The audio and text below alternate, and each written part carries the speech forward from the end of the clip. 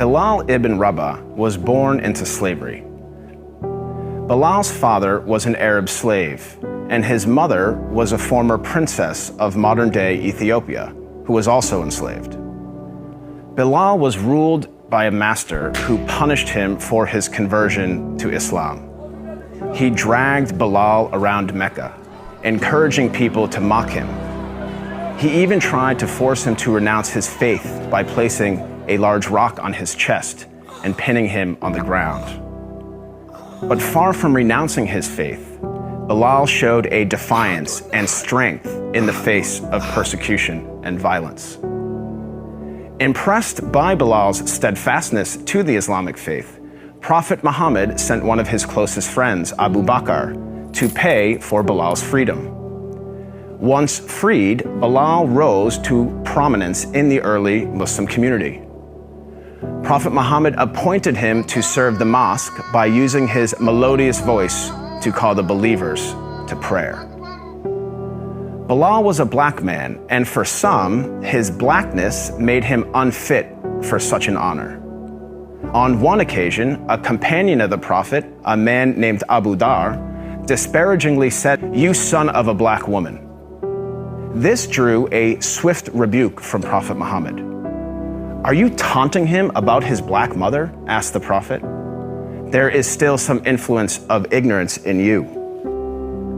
The ignorance the Prophet identified was rooted in the misguided view that a person's race reflects his or her moral character or social status. In fact, the Prophet's message of racial equality stood in stark contrast to the prevalent racial animosities of 7th century Arabia. Prophet Muhammad was the first person in human history to declare, in no uncertain terms, that no person is above another by virtue of race or ethnicity. This declaration is crystallized in one of the Prophet's notable speeches, his last sermon, as it is known, which was delivered on Mount Arafat in 632 AD.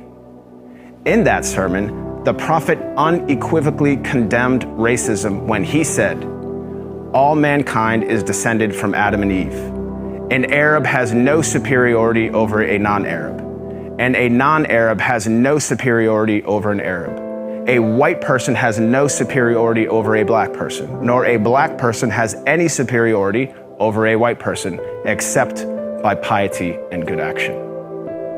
Ever since then, Prophet Muhammad's teachings on racial equality have inspired human beings to strive for racial equality and justice for all. Consider the life of Al-Hajj Malik al-Shabazz, more commonly known as Malcolm X, the black Muslim civil rights leader who battled racism in the 1950s and 1960s. After performing the Hajj, or Islamic pilgrimage, to the city of Mecca, Malcolm wrote his famous letter from Mecca, in which he said, "There were tens of thousands of pilgrims from all over the world. They were of all colors, from blue-eyed blondes to black-skinned Africans. But we were all participating in the same ritual, displaying a spirit of unity and brotherhood that my experiences in America had led me to believe never could exist between the white and the non-white." He added that he had never before seen sincere and true brotherhood practiced by all colors together, irrespective of their color. The Hajj for Malcolm represented a shift away from racism and towards racial equality.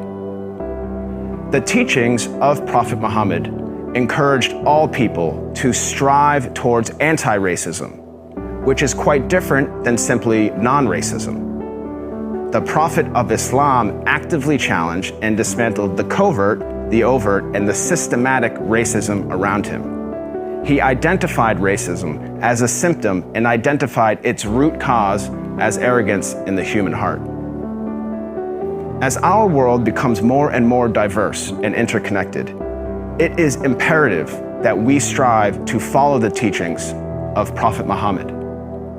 I am not a Muslim myself, but I have to say that I am deeply inspired by the anti-racism of Prophet Muhammad, because he showed that a person is distinguished over another not by race, but rather by the quality of one's character and conduct.